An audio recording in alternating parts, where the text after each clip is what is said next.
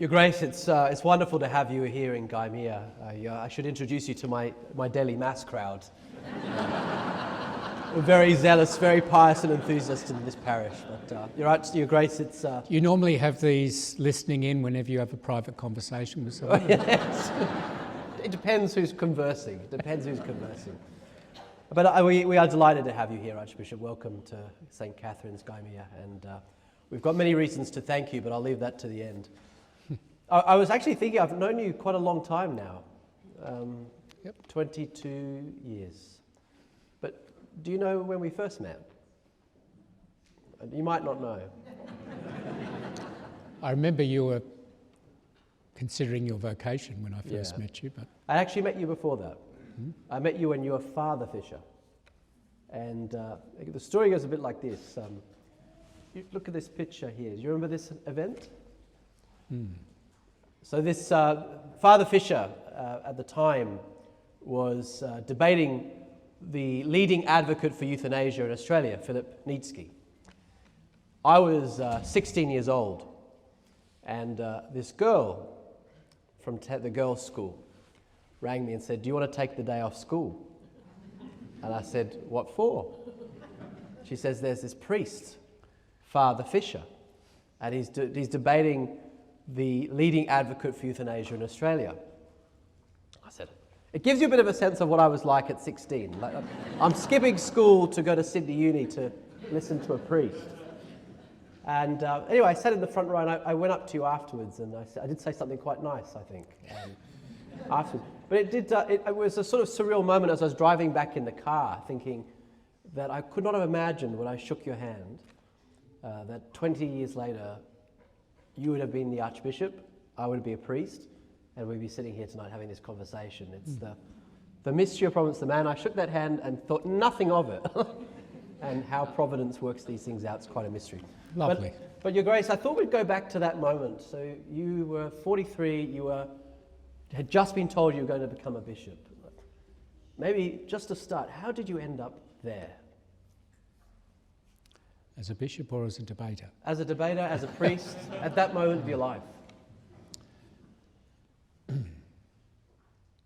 People sometimes ask me, what's the career path to being a bishop? How does that happen to you? It's something I very much aimed to avoid.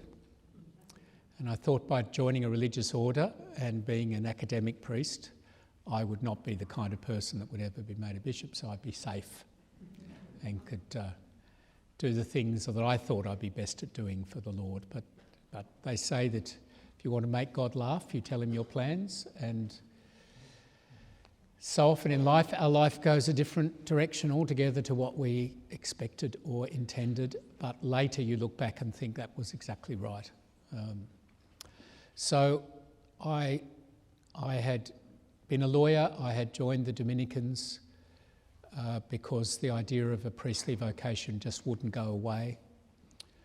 I loved debating. That was my favourite sport at school. And so joining the Order of Preachers seemed to me a natural place to go with that. But I thought I would serve God then as a university lecturer and a priest in a parish, doing the work that Dominican friars do, try to pass on the faith to the world. He had other plans. I only got to be a priest. I was only a priest 8 years when I was, only an academic 8 years when I was called away to be a bishop. I'd been a priest for 3 or 4 more years before that. So I got a very short time doing the thing I thought I was going to do with my life. And then I got a phone call saying, "Your Bishop Fisher, I have news of great joy. The Holy Father has elected you Auxiliary Bishop of Sydney. Do you accept?"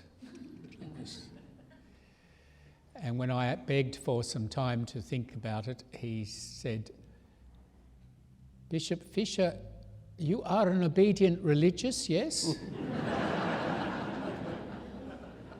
You understand this is the Holy Father's will? So there we go. I was a bishop, and then in due course ended up Archbishop. But so this was at the very beginning of my coming to Sydney. Before I was ordained as a bishop, I had this debate with Philip Nitschke. I had, from my university days, been very involved with the pro-life movement. It was a big passion of mine. As a schoolboy debater, trying to think where can I put debating to a good use, I thought going and doing public speaking about pro-life issues would be putting that to a good use. And I did a lot of that as a uni student. I went to schools and public meetings and helped to train other people to be speakers too on that topic. And so when the time came these years later when I had the opportunity to debate Philip Nitschke on euthanasia, it was really kind of culmination of many years of my different passions, debating pro-life, the Catholic faith, standing up for good things, for good stuff. Yeah. And I was happy to do it. And I must say, it was the Great Hall of Sydney Uni full of uni students and a few interlopers who were wagging from school. Good cause. But they were thoroughly interested in the debate. They followed it closely, and they were often very sympathetic. Yeah. Naturally, when you have this life-changing moment, and you've been asked to become a bishop, I presume you naturally look to the future and you envisage what your life might look like, or what you think the church might be like in the years ahead. Thinking back to those moments, thinking about your expectations, how right and how wrong were you? I was mostly wrong.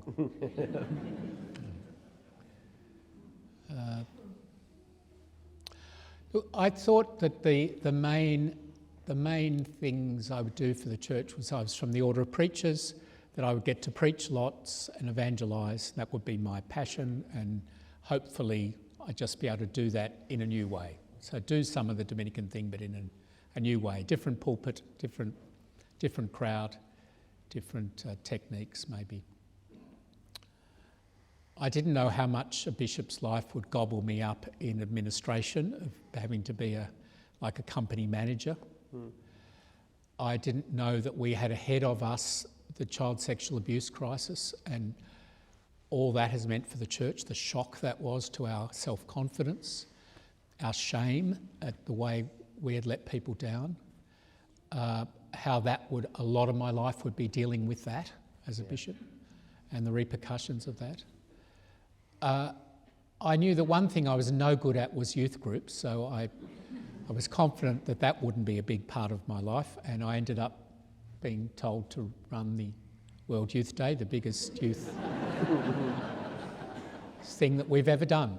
And I ended up loving it and loving being involved with young adults ever since. So in all sorts of ways, even what being a bishop would be like, I didn't understand back then, or what it would be at this time in history with the challenges we have now. That I'd end up Archbishop of Sydney, that seemed completely unlikely. I had met an Archbishop of Sydney. When I was a uni student, I used to go to the big Holy Week liturgies at St Mary's Cathedral. My family were not enthusiasts for long liturgies, and so we'd go together on Good Friday, but they were not interested in Holy Thursday, and especially the Easter Vigil. They thought that was some kind of cruel and inhuman treatment, the Mass that goes for 3 hours. So there I was on Holy Thursday night, and a priest comes up to me and says, "Hey, you're going to have your feet washed by the Cardinal," who was Cardinal Freeman. And I remember thinking at the time, and I was terribly ashamed. I'm thinking to myself, I've just come from uni, what are my feet like? They're going to stink.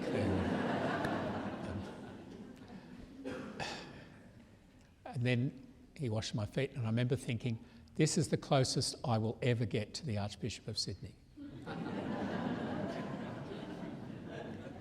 You were wrong about that one. Wrong about that one. I remember at the debate, Your Grace, actually, there was a girl sitting behind me. It's funny how things just come back into your mind. And she said, it'll be interesting to see how this priest debates. I mean, if he just quotes scripture at us, I'm just going to switch off. Now, the wonderful thing about our tradition is that we do have a philosophical backbone. We are big believers in the power of reason, the power of dialogue, the power of argument.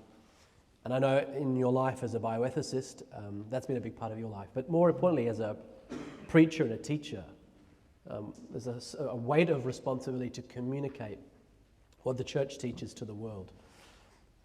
Looking back on those times, and we're going to look forward in a moment, but just looking back on those years, it does feel like we're losing that battle. We've lost quite a few battles on life. Think about the euthanasia issue in those days, to do with marriage and family. Why do you think, despite the fact that what we aspire to, what we hold up, is proudly intelligent, should be accessible to all, why do you think we've not registered so well with the culture in those years? I think there have been a lot of forces pushing in other directions. Ideologies, commercial interests, fashions. There have been a lot of things that push in directions different to the gospel and to sound reason. But a big one, I think, is our culture has turned against reason in all sorts of ways.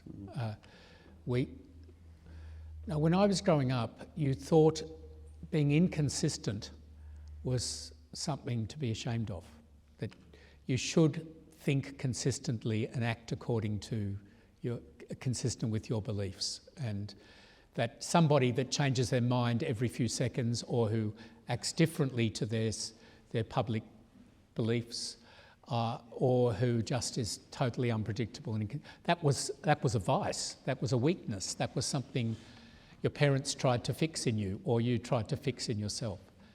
Now the culture celebrates that, no, I might be a man on Monday, Wednesday and Friday and be a woman on Tuesday, Thursday and Saturday if I wish. Or I'll change marriages from year to year. And jobs and suburbs and everything else. Everything about me is completely fluid, and I just reinvent myself as I please. And my values, my tastes, everything is up for grabs. Nothing is bound by nature, by reason, by tradition, by some of the stable things of my culture, by my family, genealogy. None of those should confine me in any way. I should just see myself as a kind of random atom that bumps up against other atoms, and I go the direction I want to go or get pushed by others, by the influencers in my life. So I think that has been terribly corrupting for our culture. I think it leaves a lot of people buffeted in all directions without meaning or purpose. They end up hurt in various ways. It certainly means it's much harder to have a good argument with someone. I mean, not an argument in the sense of beat 'em up, but that we can disagree and still hear each other and make our case and maybe persuade each other, be open to being persuaded, but still respect each other even if we disagree at the end. That was held up in our culture as a great virtue. And now things are much more tribal and irrational. So either you agree with me or you're my enemy. And I'm not going to make an argument. I don't need an argument. In fact, arguments are kind of old-fashioned, or it's just going to be images and feelings and high emotions.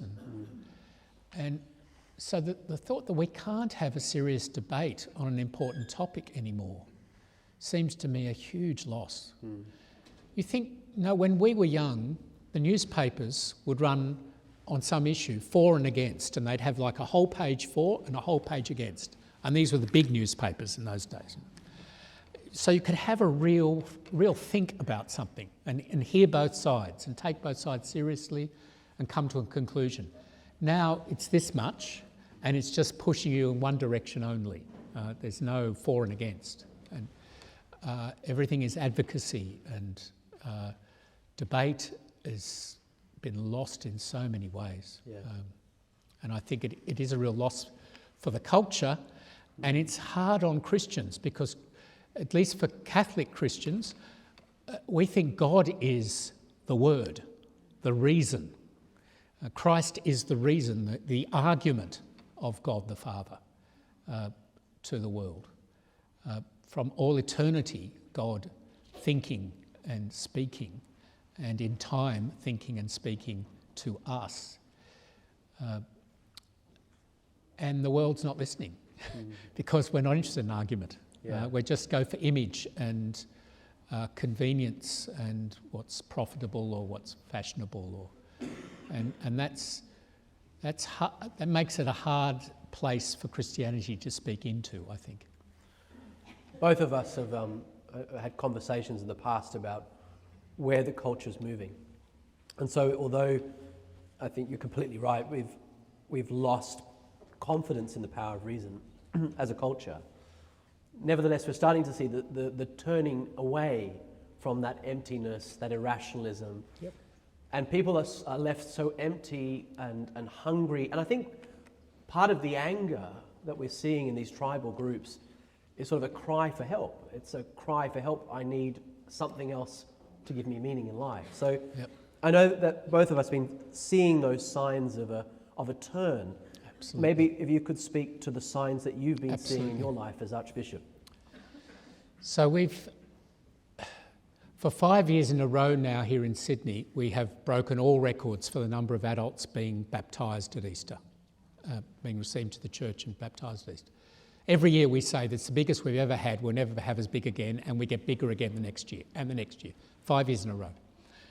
In the last year, in the last group, last Easter, I asked a young woman that I was to baptise, why would you want to be a Christian?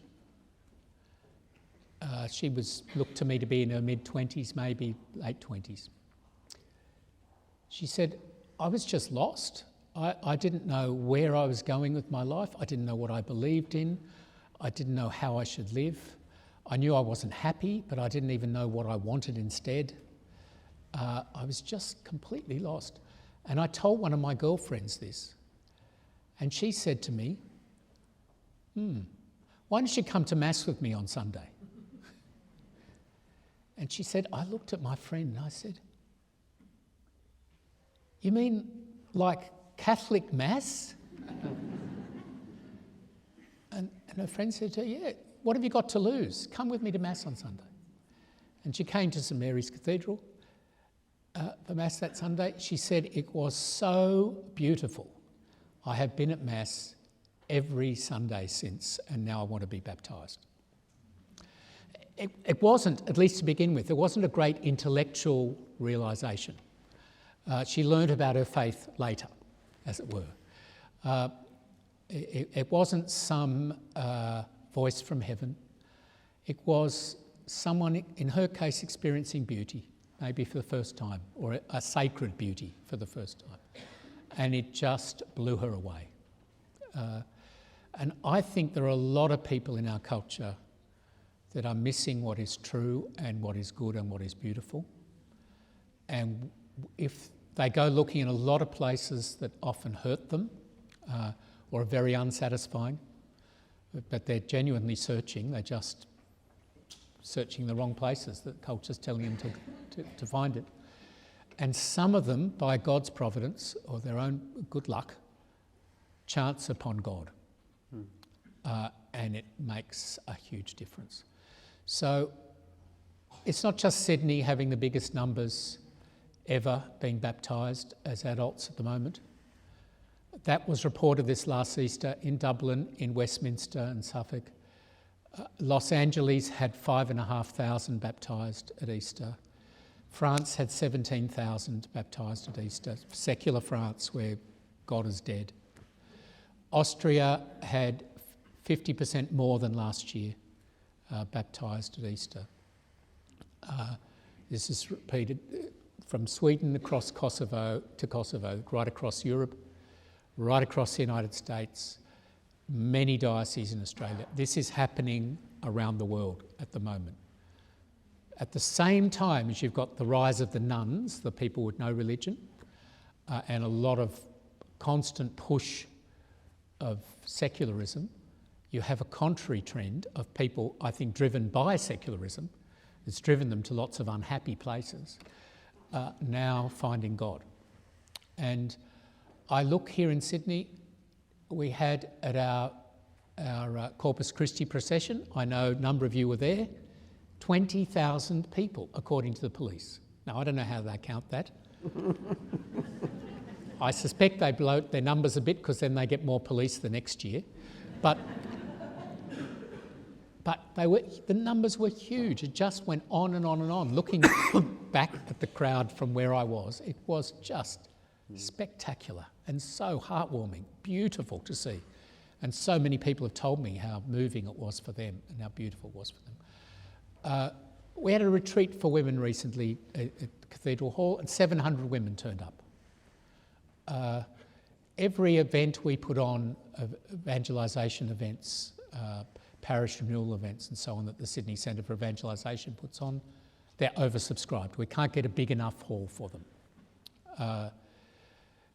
Our Catholic school numbers just keep going up, despite the culture being so against us in lots of ways. People being annoyed or disillusioned with the church for various good reasons and bad reasons. Our Catholic school numbers keep going up. Some of our recent surveys, we found that our average Catholic kid is more religious now than they were 10 years ago when we first started doing these surveys. There's so many of these signs. Any one of them, I'd say, well, that might just be a blip. And I want to see that sustained for at least 5 years before I start being too confident. But I think something is happening. Yeah. Now, the modern world changes very fast. 5 years ago, 10 years ago, I would have said that's not going to happen in my time. My job is just to hold on, be faithful. The next generation will try and regrow the church. We've just got to make sure there's something left for them to regrow. Oh no, it's come sooner than I thought. This has been our rhythm of our church since the resurrection. We go from crucifixion to resurrection, and it's happened many, many times in our history where people have said God is dead, it's doomed, it's lost, it will never come back. And just around the corner, there are new saints, new religious orders or religious movements, new philosophies and theologies, ways of thinking and of preaching the gospel. And just when you thought it was doomed, a whole new spring is emerging for the church. And that is our rhythm throughout history. And I think we're in the beginning of a spring for the church. Like at the beginning of spring, you still have cold snaps. Yeah. So there's still frost and there's daffodils. It's not all one way yet. And there's no excuse for taking our foot off the accelerator as evangelisers. We can't get smug or overconfident because, as I say, our culture goes in both ways at once at the moment. The nuns, the no religion guys, and the I need religion guys, the cold snaps and the daffodils. They're all there, and we've got to grab the opportunities at the moment and give thanks to Almighty God for the good things that are happening, and be doing our best for those that are getting hurt by the bad things. Yeah. Actually, what you just said then speaks to something we've been reflecting on this year in the parish.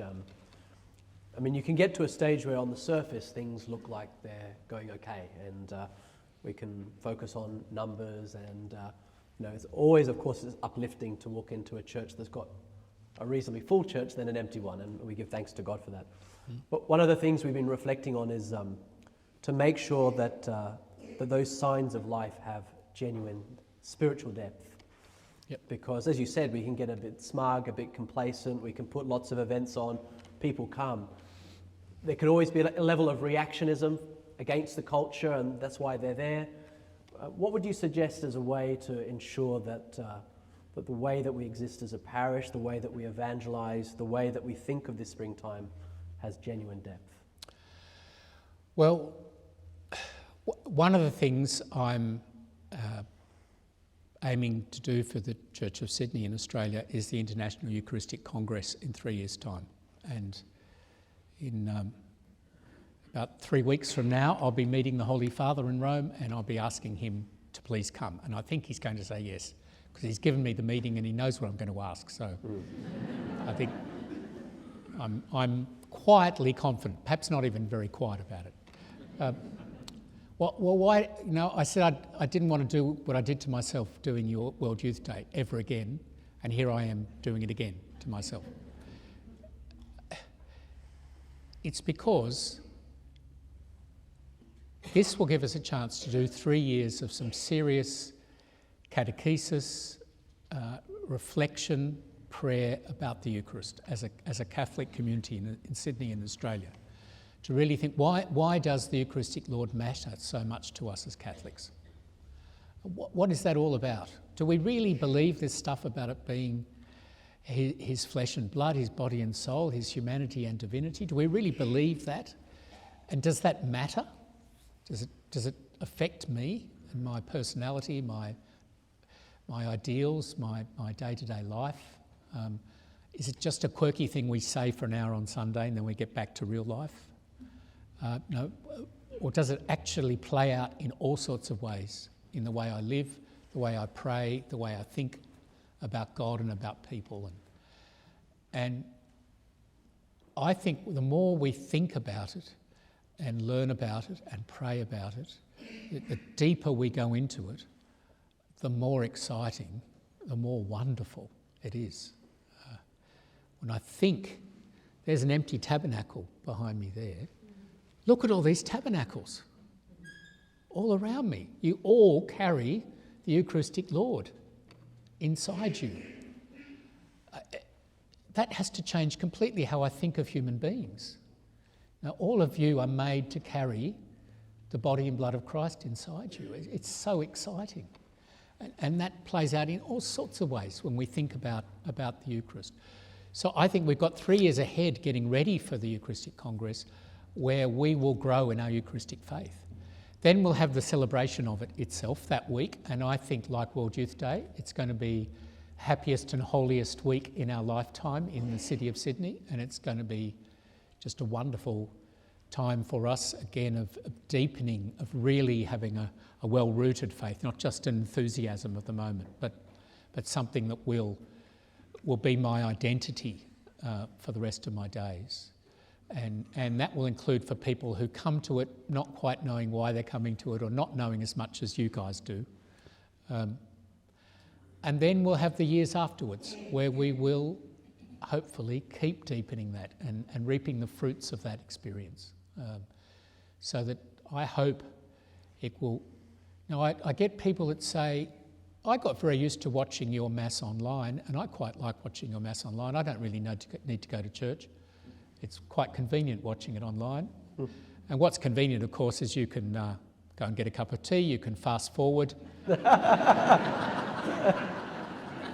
past the homily, you can turn off the volume, but you're not gathering with a community of the faithful who you love and who love you and who you support and they support you. And you're not receiving the body and blood of Christ into yourself. You're missing so much. Okay, it was better than nothing during COVID. It was a grace that we had some way of connecting with the Mass in that time. But it's not a patch on the real thing.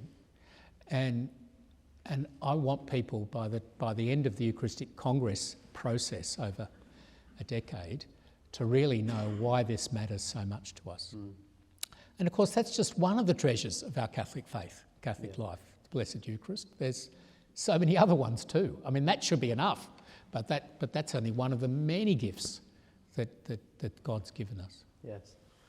I wanted to ask Your Grace about two other aspects that I think show signs of hope, and one is the seminary, and one is our young people. And if we start with the seminary, because we've been really blessed here in Gaimea over the last 3 years to have now, this is our fourth seminarian, and I know just conversing with my parishioners what a lift meeting these young men has had on their spiritual lives, and also on my life. I'm also blessed to be able to, I've taught them for 6 years, so you get a real sense of where the Holy Spirit is moving and the kind of guys that are coming through.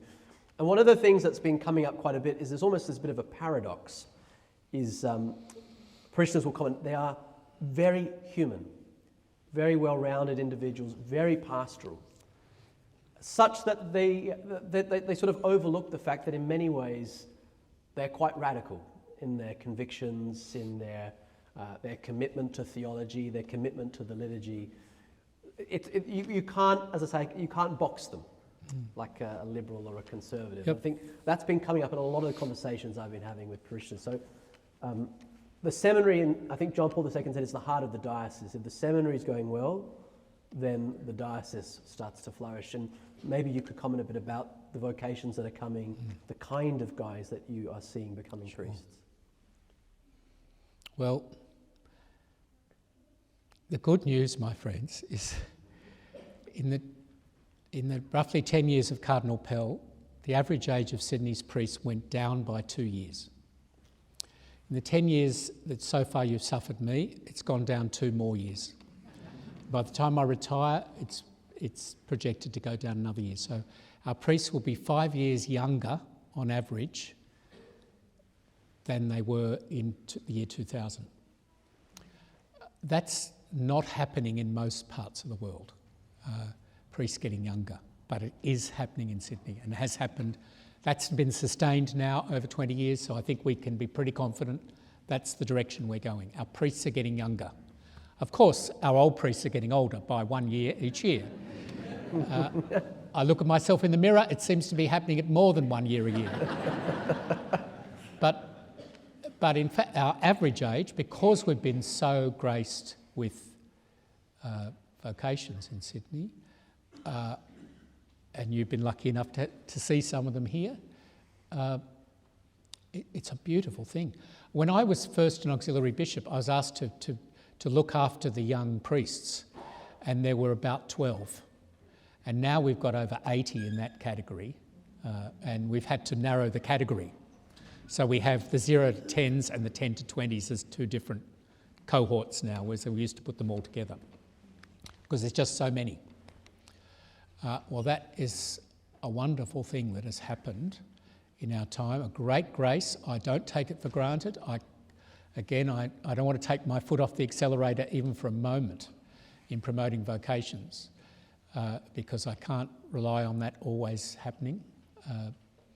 And I very much need to support my vocations, support my young priests, to make sure they stay full of that enthusiasm that's brought them to the priesthood, and they grow up in the priesthood, and they continue to be the great servants of God that they want to be from the start, but that they hold on to that idealism, and as they learn things, they don't become old and cynical like me.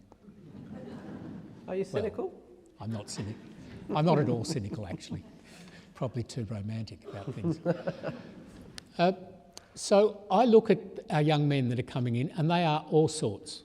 They're all sorts. They're all sorts ethnically, like the Church of Sydney. The people of Sydney, you know, when I say Mass at St Mary's Cathedral, I'm presiding over a meeting of the United Nations, because they're all there. Every nation on earth is there right in front of me. And our priests are now coming from all the different ethnic communities. Some are still relatively new, so we're probably, the vocations are a few years to come, but a lot of them are giving us vocations. There's still some blue eyes like Greg happening. Probably not enough.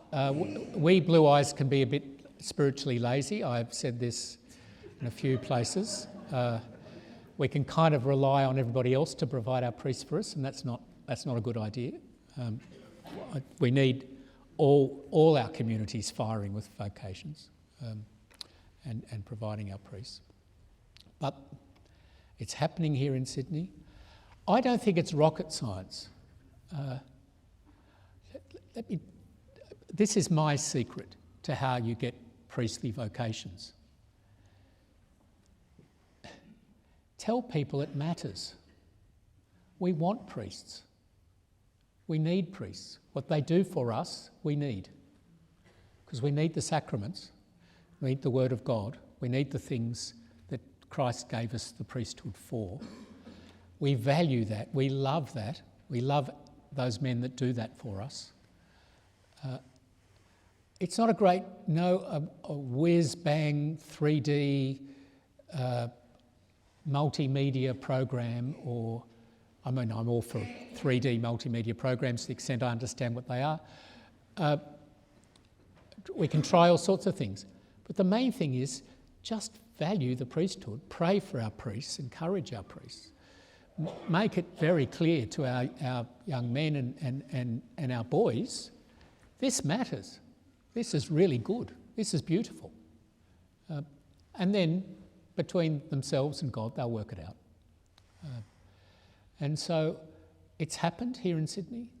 By God's grace, we've had good numbers. We've got 30 for Sydney at the moment in seminary, in 4 different seminaries, in fact.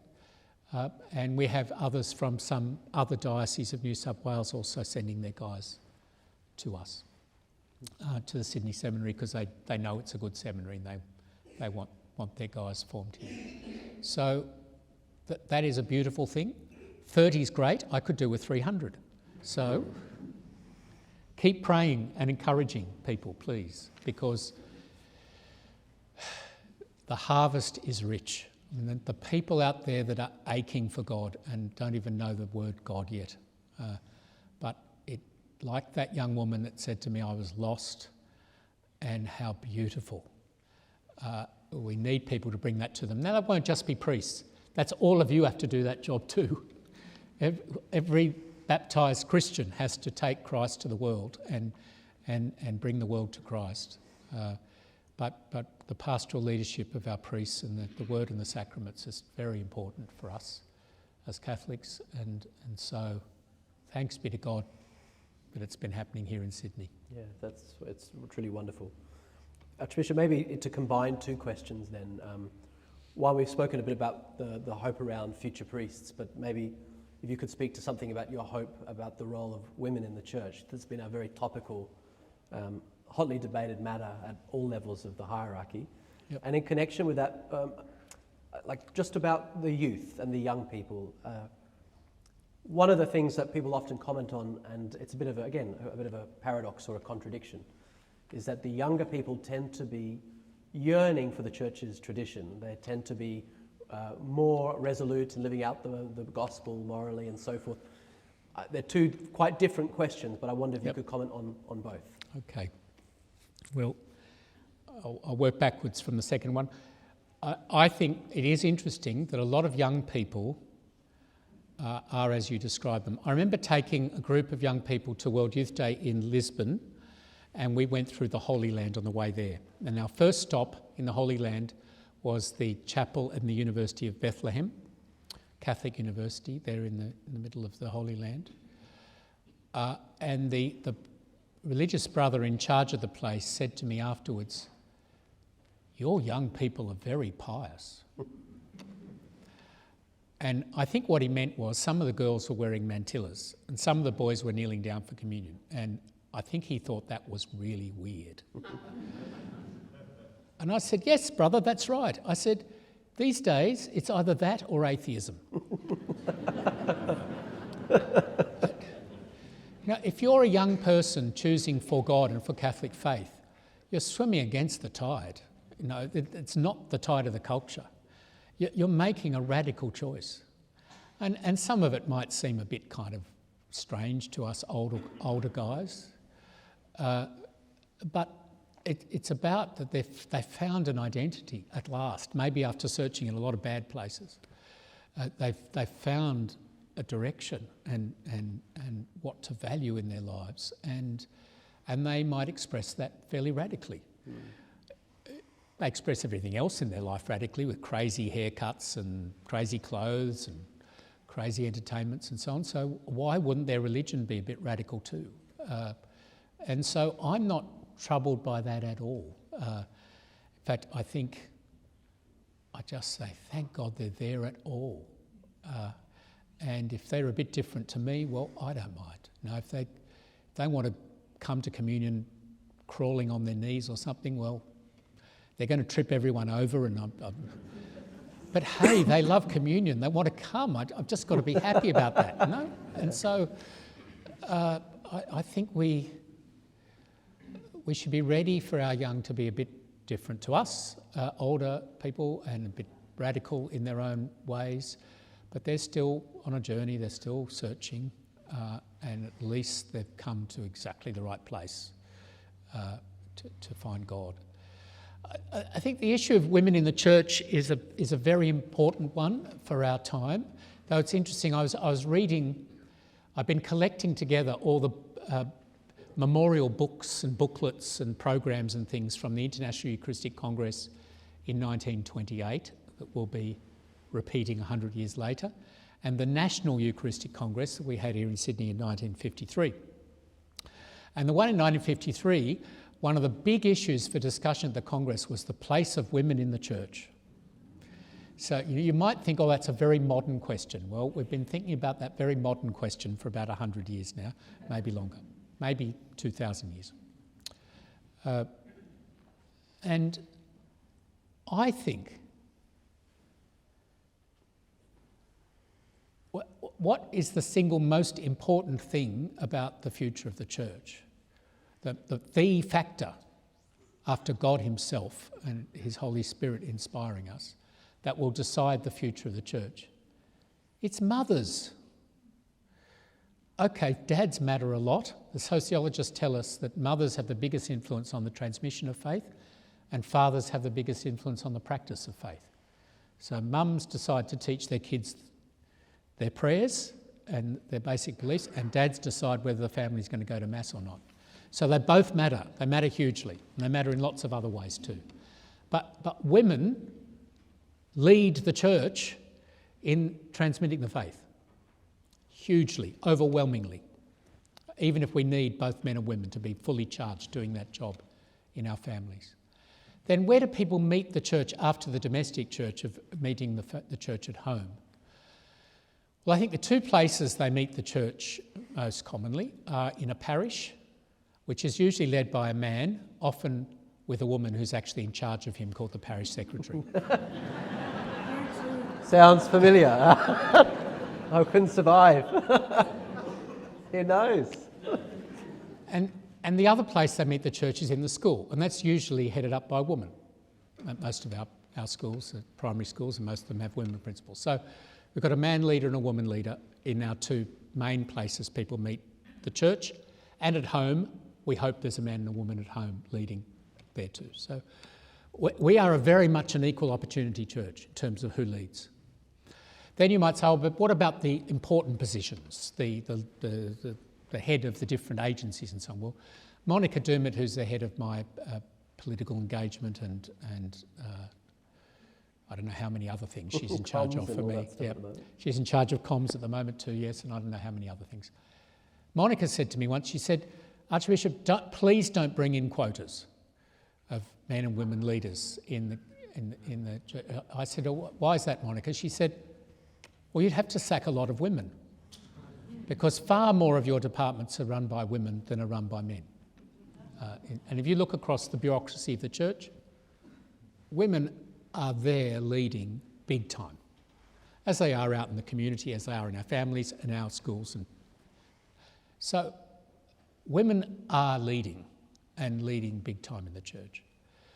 I think, are there still some places where there are so-called glass ceilings, where women could be leading and they don't get to? I think yes. I think there's still places that we have things we have to work on there. Are there places where a woman would actually be the best qualified, the best gifted to do a particular task, and she's being overlooked, or she's actually doing it but she's not being valued, praised, thanked?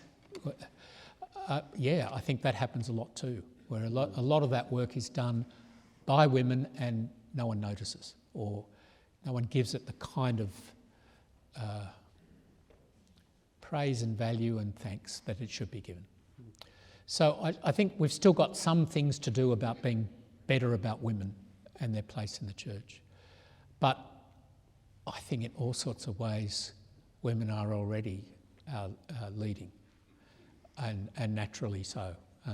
That's their gift and their charism that they've got from God to do as wives and mothers, as professionals, as evangelists, as parish workers, as DOS and leaders, whatever. They're there and they're doing a great job. I certainly couldn't get my job done without the women who are backing me in all sorts of ways in my chancery and curia.